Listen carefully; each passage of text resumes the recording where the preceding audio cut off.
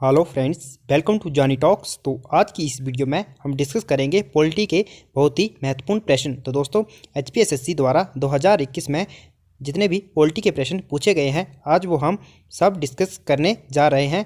100 plus बहुत ही महत्वपूर्ण polity के प्रश्न डिस्कस करने जा रहे हैं दोस्तों। तो जल्दी से वीडियो को लाइक कर दीजिए और चैनल पर पहली बार विजिट कर रहे हैं आप तो चैनल को सब्सक्राइब भी अवश्य कर दीजिए। इससे पहले हम दोस्तों हिस्ट्री के ऊपर वीडियो बना चुके हैं, उसमें भी हम 70-80 प्लस क्वेश्चन एक ही वीडियो में डिस्कस कर चुके हैं जो 2021 में पूछे गए थे। आपको वीडियो प्लेलिस्ट में मिल जाएगी हिस्ट्री क्वेश्चन के नाम से। तो दोस्तों चलिए शुरू करते हैं पहले प्रश्न से। पहला जो प्रश्न है दोस्तों वो है the constitution of India recognises, Bharat का संविधान मान्यता प्रदान करता है। तो दोस्तों जो भारत का संविधान है वो मान्यता प्रदान करता है धार्मिक और भाषाई दोनों अल्पसंख्यकों को। तो इसका ऑप्शन सी जो है वो सही हो जाएगा, भाषाई और धार्मिक और भाषाई दोनों अल्पसंख्यक को। तो दोस्तों जो अल्पसंख्यक है इनका जो वर्णन है, इनके हितों का संरक्षण जो है मौलिक अधिकार के अनुच्छेद 29 के अंतर्गत आता है। और दोस्तों 1978 में अल्पसंख्यक आयोग की स्थापना भी करी गई थी अल्पसंख्यकों के हितों के संरक्षण के लिए। अगला प्रश्न है fundamental duties do not enjoy any, मूलभूत कर्तव्यों में यह शामिल नहीं है। तो दोस्तों जो मौलिक कर्तव्य हैं उनमें शामिल नहीं है विधिक स्वीकृति यानी कि लीगल सैंक्शन। तो इसका ऑप्शन डी जो है वो सही हो जाएगा। बात करें दोस्तों फंडामेंटल ड्यूटीज़ की, तो ये भारतीय संविधान में ऐड करी गई थी 1976 में 42वें संविधान संशोधन के द्वारा सरदार स्वर्ण सिंह समिति की सिफारिश पर। और दोस्तों ये टोटल जो हैं वो हैं 11। अगला प्रश्न है who is the ex officio chairman of the NITI Aayog, NITI Aayog का पदेन अध्यक्ष कौन है। तो दोस्तों नीति आयोग के जो पदेन अध्यक्ष होते हैं वो होते हैं प्रधानमंत्री। तो इसका ऑप्शन ए जो है वो सही हो जाएगा, प्रधानमंत्री। और दोस्तों नीति आयोग की जो स्थापना थी वो 2014 में करी गई थी, जो प्लानिंग कमीशन था उसके स्थान पर। अगला जो प्रश्न है who administer the oath of office to the president, राष्ट्रपति को पद की शपथ कौन दिलाता है। तो दोस्तों राष्ट्रपति को पद की शपथ दिलाई जाती है भारत के मुख्य न्यायाधीश के द्वारा। ऑप्शन सी जो है वो सही हो जाएगा, चीफ जस्टिस ऑफ इंडिया। अगला प्रश्न है राज्यसभा का कार्यकाल निर्धारित किया जाता है। तो दोस्तों राज्यसभा का जो कार्यकाल है ये निर्धारित किया गया है कॉन्स्टिट्यूशन के द्वारा, भारतीय संविधान के द्वारा। ऑप्शन बी जो है वो सही हो जाएगा, ऑप्शन बी जो है इसका वो सही हो जाएगा, संविधान के द्वारा। और दोस्तों राज्यसभा के जो सदस्य हैं वैसे इनका कार्यकाल 6 वर्ष का होता है। और दोस्तों इसके जो 1/3 सदस्य है वो प्रत्येक 2 वर्ष के बाद रिटायर हो जाते हैं। और राज्यसभा जो है ये परमानेंट बॉडी है, इसको डिसॉल्व नहीं किया जा सकता है। अगला प्रश्न है the power of judicial review in India is, Bharat में न्यायिक परीक्षा की शक्ति है। तो दोस्तों भारत में न्यायिक परीक्षा की जो शक्ति है वो अंतर्निहित है, इम्प्लिसिट है। तो इसका ऑप्शन जो बी है वो सही हो जाएगा, अंतर्निहित है। दोस्तों जुडिशियल रिव्यू यानी कि न्यायिक पुनरावलोकन का जो वर्णन है दोस्तों वो संविधान के अनुच्छेद 13 में आता है।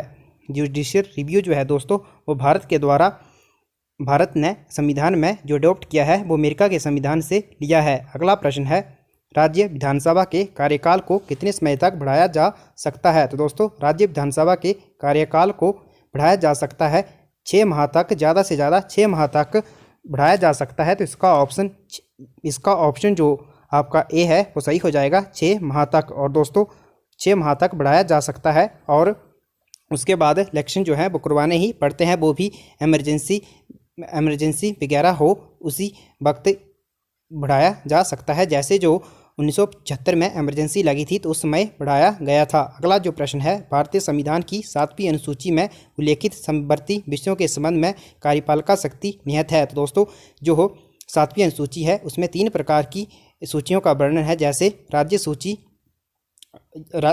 सूची एक आपकी जो स्टेट लिस्ट, यूनियन लिस्ट और कंकरेंट लिस्ट है। तो दोस्तों जो कंकरेंट लिस्ट है इसमें दोनों कानून बना सकते हैं, लेकिन जो इसकी जो बात करें कॉन्स्टिट्यूशन की जो एग्जीक्यूटिव पावर है वो सेंटर में निहित है। तो इसका ऑप्शन ए जो है वो सही हो जाएगा। अगला प्रश्न है the election to panchayat are to be held, तो पंचायत के जो चुनाव होते हैं ये आयोजित होते हैं दोस्तों प्रत्येक 5 वर्ष के बाद। ऑप्शन बी जो है वो सही, तो इसका ऑप्शन बी जो है वो सही हो जाएगा, प्रत्येक 5 वर्ष के बाद जो पंचायत में चुनाव होते हैं आयोजित होते हैं, तो इसका ऑप्शन बी जो है वो सही हो जाएगा, प्रत्येक 5 वर्ष में। और दोस्तों प्रत्येक 5 वर्ष में। और अगला जो प्रश्न है दोस्तों ये है इकोनॉमी से आ गया है प्रश्न, the most appropriate measure of countries. तो दोस्तों आपने बताना है कि मोस्ट अप्रोप्रिएट आपने बताना है देश की आर्थिक वृद्धि का सर्वाधिक उचित मापदंड है। तो दोस्तों सर्वाधिक उचित जो मापदंड है वो है प्रति व्यक्ति आय यानी कि per capita income, option D सही हो जाएगा। अगला प्रश्न है नाबार्ड किस पंचवर्षीय योजना में स्थापित किया गया था। तो दोस्तों ये स्थापित किया गया था छठी पंचवर्षीय योजना में, ऑप्शन सी सही हो जाएगा। अगला प्रश्न है निम्नलिखित में से किस राज्य ने जनजातीय समुदाय की पहचान नहीं की है। तो दोस्तों जो हरियाणा राज्य है उसने जनजातीय समुदाय की पहचान नहीं करी है, तो इसका ऑप्शन सी जो है वो सही हो जाएगा। यानी कि जो हरियाणा राज्य है दोस्तों उसमें जो ट्राइबल कम्युनिटी है वो आइडेंटिफाई नहीं है। अगला प्रश्न है सिंहभूम डैश डैश के लिए प्रसिद्ध है। तो दोस्तों सिंहभूम जो है झारखंड का एक डिस्ट्रिक्ट है, और दोस्तों यह आयरन और कॉपर के लिए प्रसिद्ध है दोनों, तो खासकर आयरन के लिए है, तो इसका ऑप्शन बी सही हो जाएगा। अगला जो प्रश्न है दोस्तों part of the constitution of India relates to. तो संविधान का जो भाग 3 है तो दोस्तों वो संबंधित है मौलिक अधिकारों से, फंडामेंटल राइट से, तो इसका ऑप्शन जो ए है वो सही हो जाएगा, मूलभूत अधिकारों से। अगला प्रश्न है a presidential ordinance can remain in force for.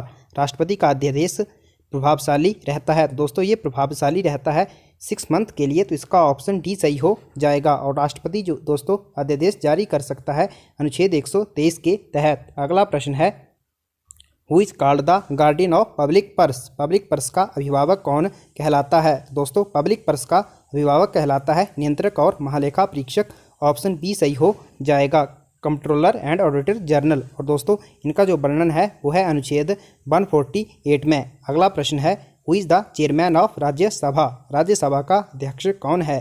दोस्तों राज्यसभा के जो अध्यक्ष कहलाते हैं वो कहलाते हैं उपराष्ट्रपति, ऑप्शन बी जो है वो सही हो जाएगा। उपराष्ट्रपति राज्यसभा का अध्यक्ष होता है, लेकिन यह राज्यसभा का मेंबर नहीं होता है। अगला प्रश्न है लोकसभा में स्पीकर का मत कहलाता है। तो दोस्तों लोकसभा में स्पीकर का मत कहलाता है कास्टिंग वोट, निर्णायक मत, तो इसका ऑप्शन जो ए है वो सही हो जाएगा, कास्टिंग मत कहलाता है लोकसभा में स्पीकर का वोट।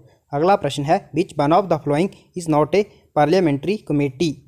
निम्न में से कौन सी एक संसदीय समिति नहीं है। तो दोस्तों इसमें डिमांड्स फॉर ग्रांट्स कमेटी यानी कि अनुदान मांग समिति, यह एक संसदीय समिति नहीं है, ऑप्शन डी जो है वो सही हो जाएगा। और बात करें दोस्तों संसद की समितियों की, तो दोस्तों जो उसमें प्राक्कलन समिति है वो सबसे बड़ी है, उसके सदस्य संख्या 30 है दोस्तों, और उसमें सभी लोकसभा के सदस्य होते हैं। अगला प्रश्न है who is the final authority to interpret the constitution. संविधान की व्याख्या का अंतिम प्राधिकारी कौन है। तो दोस्तों अंतिम प्राधिकारी है द सुप्रीम कोर्ट, तो इसका ऑप्शन डी सही हो जाएगा, सर्वोच्च न्यायालय। अगला प्रश्न है the chief minister is appointed by the. मुख्यमंत्री की नियुक्ति की जाती है। तो दोस्तों मुख्यमंत्री की जो नियुक्ति की जाती है वो की जाती है गवर्नर के द्वारा, ऑप्शन ए सही हो जाएगा, गवर्नर के द्वारा, राज्यपाल के द्वारा। अगला जो प्रश्न है दोस्तों parliament of India is composed of. भारतीय संसद में शामिल है। तो दोस्तों जो भारतीय संसद है उसमें शामिल है दोस्तों लोकसभा, राज्यसभा और राष्ट्रपति, तो इसका ऑप्शन डी सही हो जाएगा, लोकसभा, राज्यसभा और राष्ट्रपति। अगला प्रश्न है the president of India can be removed from his office by the. तो भारत के राष्ट्रपति को दोस्तों पदमुक्त किया जा सकता है संसद के दोनों सदनों के द्वारा, ऑप्शन डी सही हो जाएगा, संसद के द्वारा। अगला प्रश्न है which high court has jurisdiction over the state of Arunachal प्रदेश।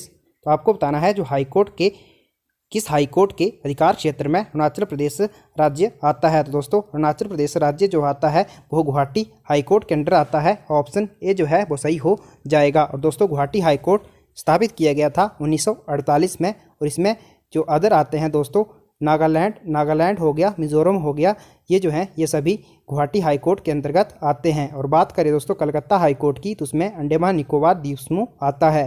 अगला प्रश्न है भारत के संविधान की 9वीं अनुसूची को कौन से संशोधन द्वारा जोड़ा गया। तो दोस्तों भारत की जो 9वीं अनुसूची है संविधान में, ये जोड़ी गई थी प्रथम संविधान संशोधन के द्वारा, ऑप्शन ए जो है वो सही हो जाएगा। और दोस्तों प्रथम संविधान संशोधन हुआ था 1951 में। अगला प्रश्न है भारत का चुनाव आयोग इनमें से चुनाव को नहीं करवाता? तो दोस्तों भारत का चुनाव आयोग लोकल बॉडीज़ के चुनाव को नहीं करवाता, स्थानीय निकाय। तो ऑप्शन सी सही हो जाएगा। अगला प्रश्न है, इनमें से कौन सा भारतीय संघ का 25वां राज्य बना? तो दोस्तों 25वां राज्य बना था गोवा। ऑप्शन सी सही हो जाएगा 1987 में। अगला प्रश्न है, national integration council is chaired by? तो नेशनल इंटीग्रेशन काउंसिल की अध्यक्षता करी जाती है दोस्तों प्रधानमंत्री के द्वारा। ऑप्शन सी जो है वो सही हो जाएगा, प्रधानमंत्री के द्वारा।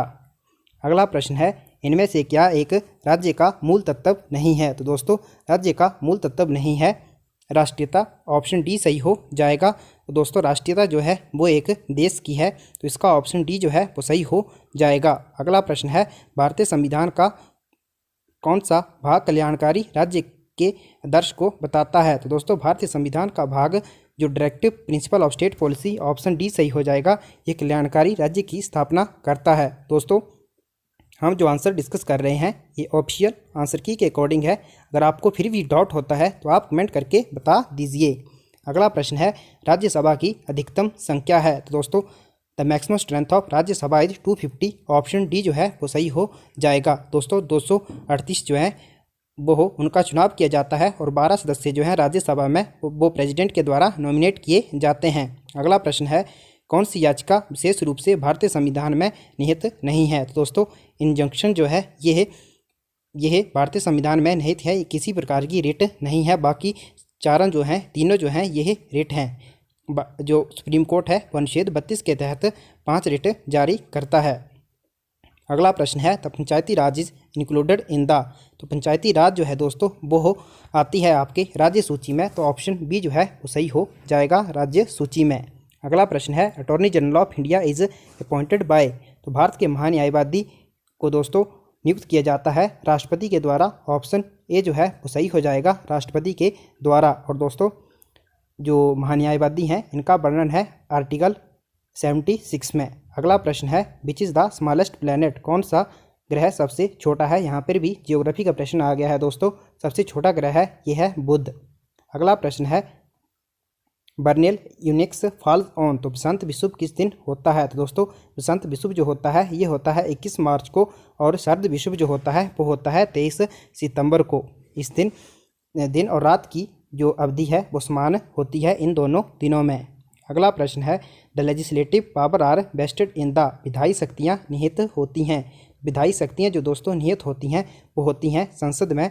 ऑप्शन बी सही हो जाएगा, संसद में। अगला प्रश्न, उच्च न्यायालय के न्यायाधीशों की सेवानिवृत्ति की आयु है? तो दोस्तों हाई कोर्ट के जो जज होते हैं वो रिटायर होते हैं 62 ईयर में, और सुप्रीम कोर्ट के जो जज की रिटायरिंग एज है वो है 65 ईयर। तो आपने कन्फ्यूज़ नहीं होना है। अगला प्रश्न है, भारत में प्रथम आम चुनाव किस वर्ष हुए थे? तो दोस्तों भारत में प्रथम जो जनरल इलेक्शन हुए थे वो हुए थे 1951 और 2 में। ऑप्शन डी जो है वो सही हो जाएगा, 1951 और 52 के अराउंड हुए थे। अगला प्रश्न है, भारतीय संविधान में वर्तमान में अनुसूचियों की कुल संख्या है? तो दोस्तों भारतीय संविधान में अनुसूचियों की जो कुल संख्या है वो है 12। तो इसका ऑप्शन सी जो है वो सही हो जाएगा। और दोस्तों बात करें मूल संविधान में 8 थी और अब 12 हो गई हैं। अगला प्रश्न जो है, the state having the largest population of schedule caste is? अनुसूचित जातियों की सर्वाधिक जनसंख्या वाला राज्य है? तो दोस्तों सर्वाधिक अनुसूचित जातियों वाला जो राज्य है वो है उत्तर प्रदेश। तो ऑप्शन ए जो है वो सही हो जाएगा, उत्तर प्रदेश। और बात करें एसटी की सबसे ज़्यादा जनसंख्या दोस्तों वो मध्य प्रदेश में है। अगला प्रश्न है, संयुक्त राज्य अमेरिका का राष्ट्रपति प्रत्येक डैश डैश वर्ष पश्चात चुना जाता है? तो दोस्तों जो यूएसए है उसका जो राष्ट्रपति है उनके जो कार्यकाल है वो है 4 वर्ष का। तो इसका ऑप्शन बी जो है वो सही हो जाएगा, 4 वर्ष। अगला जो प्रश्न है दोस्तों, which is regarded as guardian of the constitution of India? किसे भारतीय संविधान का संरक्षक माना जाता है? तो दोस्तों भारतीय संविधान का संरक्षक माना जाता है सर्वोच्च न्यायालय को। तो इसका ऑप्शन सी जो है वो सही हो जाएगा, सर्वोच्च न्यायालय, सुप्रीम कोर्ट। अगला प्रश्न है, who is elected by single transferable vote method in India? कौन भारत में एकल हस्तांतरणीय मत पद्धति द्वारा निर्वाचित होता है? तो दोस्तों एकल हस्तांतरणीय मत पद्धति द्वारा जो निर्वाचित होता है वो भारत का राष्ट्रपति। ऑप्शन सी जो है वो सही हो जाएगा, भारत का राष्ट्रपति। अगला प्रश्न है, which is presided bye a non member, किसकी अध्यक्षता गैर सदस्य के द्वारा करी जाती है। तो दोस्तों मैंने आपको पहले भी बताया, जो राज्यसभा का जो अध्यक्ष होता है वो होता है वाइस प्रेसिडेंट, उपराष्ट्रपति, और वो राज्यसभा का सदस्य नहीं होता है। अगला जो प्रश्न है दोस्तों,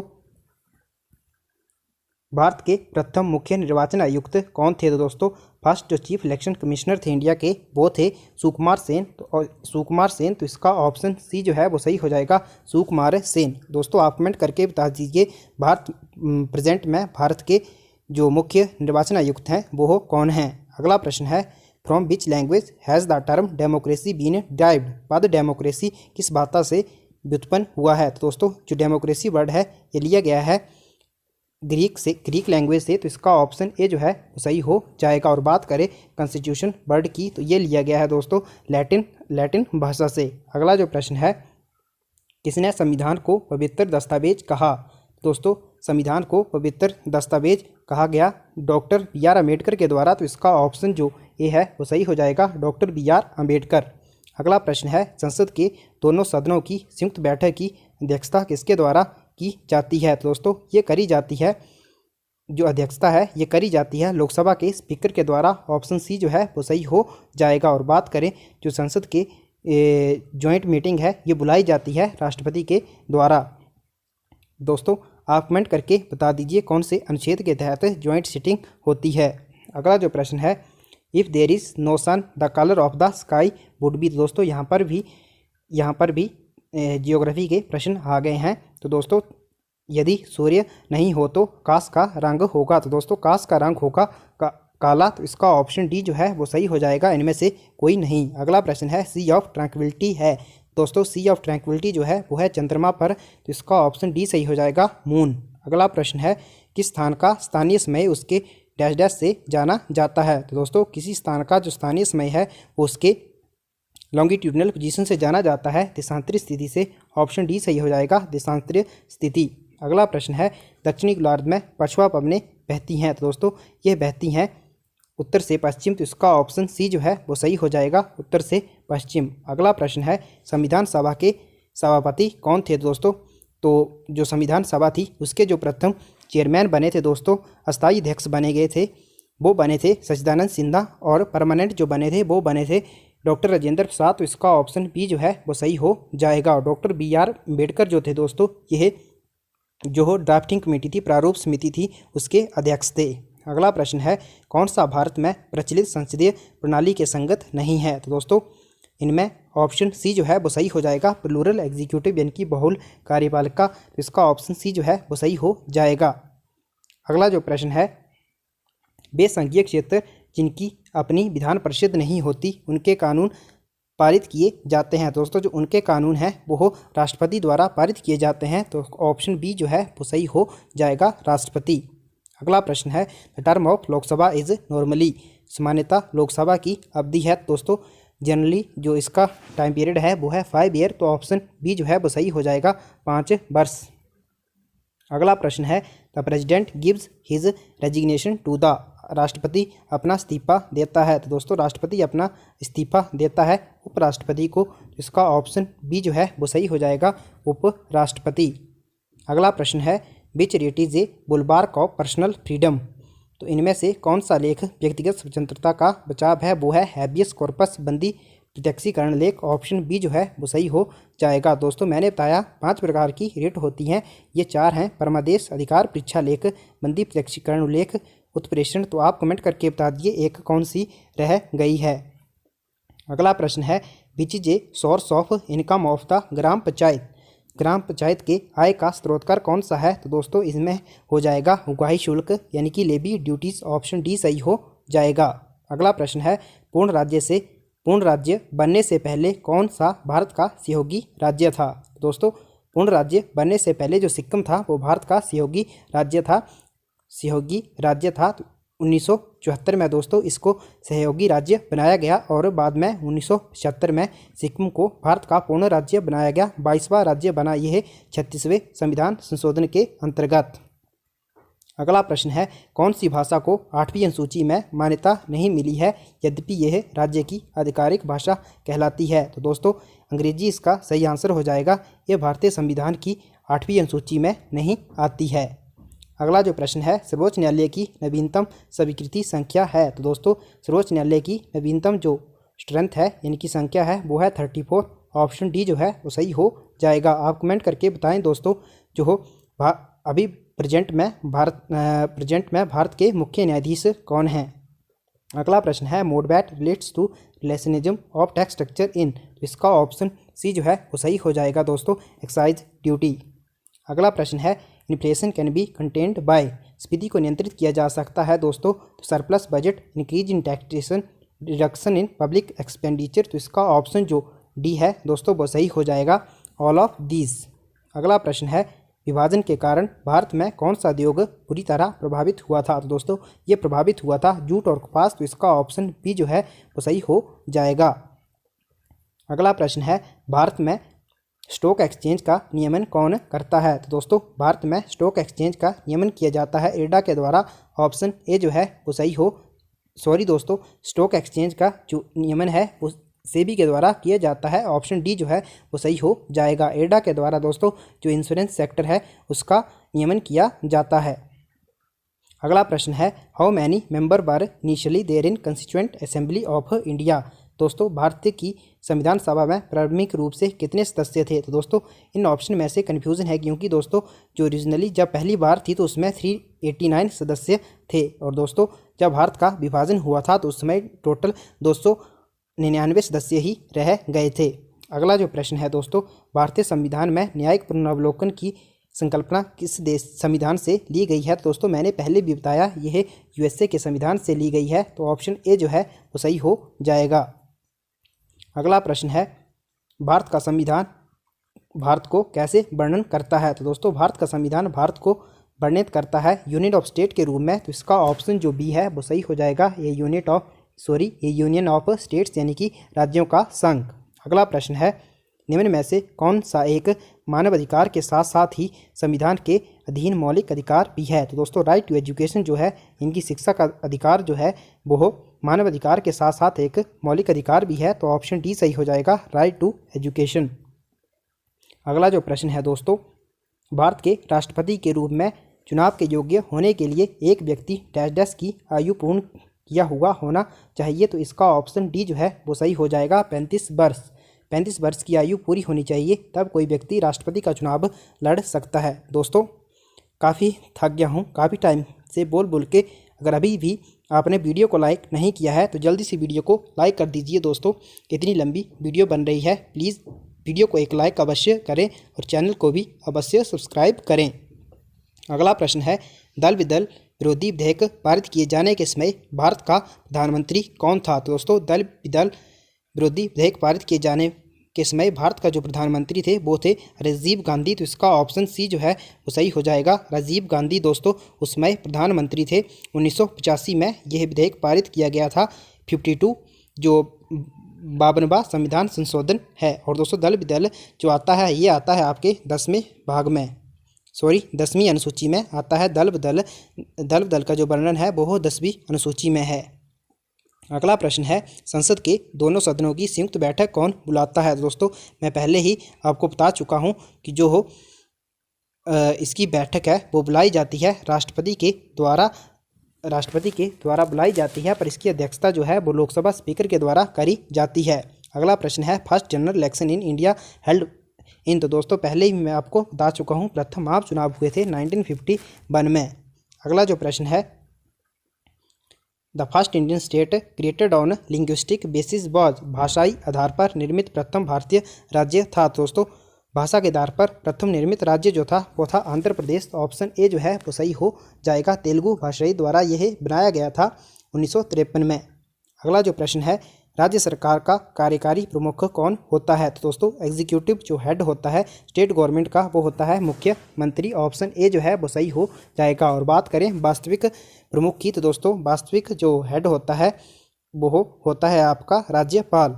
अगला जो प्रश्न है, the speakers vote in Lok Sabha is called. Lok Sabha में स्पीकर का मत कहलाता है। तो दोस्तों ये प्रश्न में हम पहले भी डिस्कस कर चुके हैं, इसका आंसर आप कमेंट करके बता दीजिए।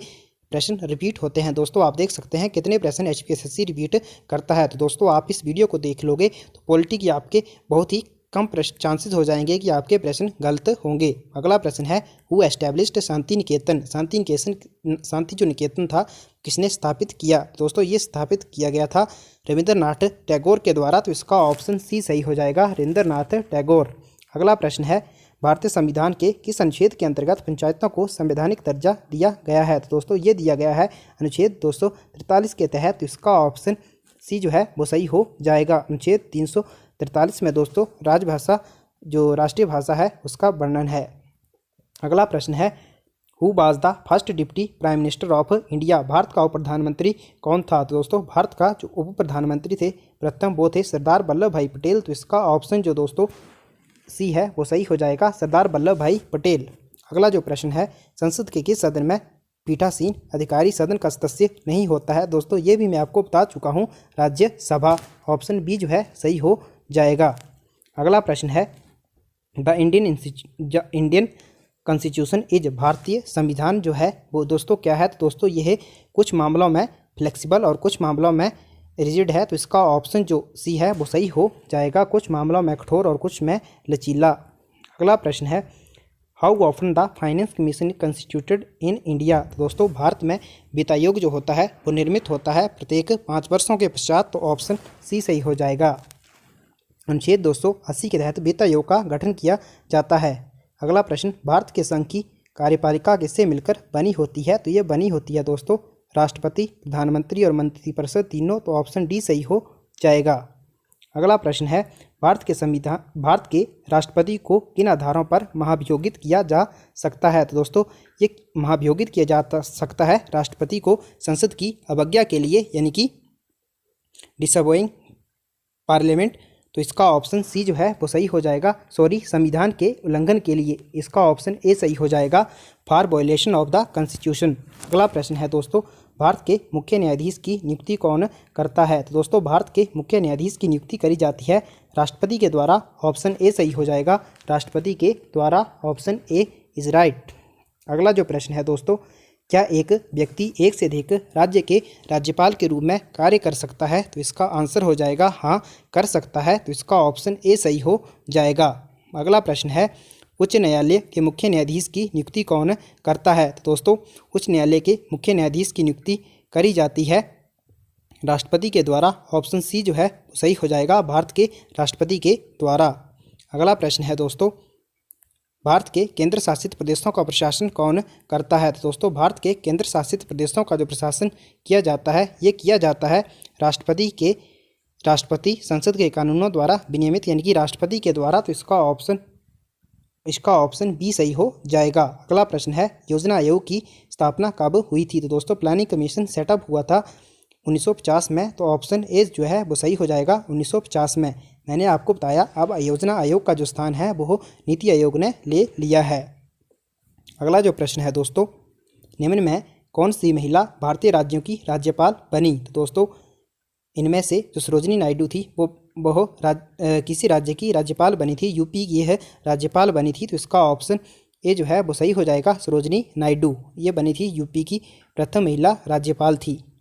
अगला जो प्रश्न है, राज्यसभा जो संसद का उच्च सदन है। तो दोस्तों राज्यसभा जो है मैंने बताया आपको ये स्थायी निकाय है, परमानेंट बॉडी है। तो इसका ऑप्शन बी सही हो जाएगा, परमानेंट बॉडी।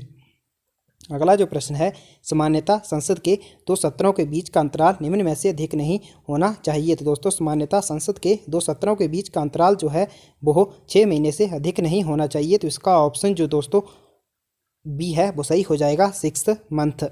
अगला प्रश्न है, स्टैगफ्लेशन इज निस्पंदन स्फीति है। तो दोस्तों जो निस्पंद है ये है इन्फ्लेशन विद रिसेशन, यानी कि मंदी के साथ स्फीति है स्टैगफ्लेशन। तो इसका ऑप्शन बी सही हो जाएगा। अगला प्रश्न है, India's major import consist of. भारत के मुख्य आयात में शामिल है। तो दोस्तों भारत के मुख्य आयात में शामिल है industrial manufacture goods and raw material. तो ऑप्शन डी सही हो जाएगा, ओनली ए एंड बी, यानी कि बोथ ए एंड बी। तो दोस्तों आज की वीडियो में इतना ही। पॉलिटी के 100 के करीब हमने प्रश्न डिस्कस कर लिए हैं। तो दोस्तों अगर अभी तक आपने वीडियो को लाइक नहीं किया है तो जल्दी से वीडियो को लाइक कर दीजिए और कमेंट करके अवश्य बताएं आपको वीडियो कैसी लगी।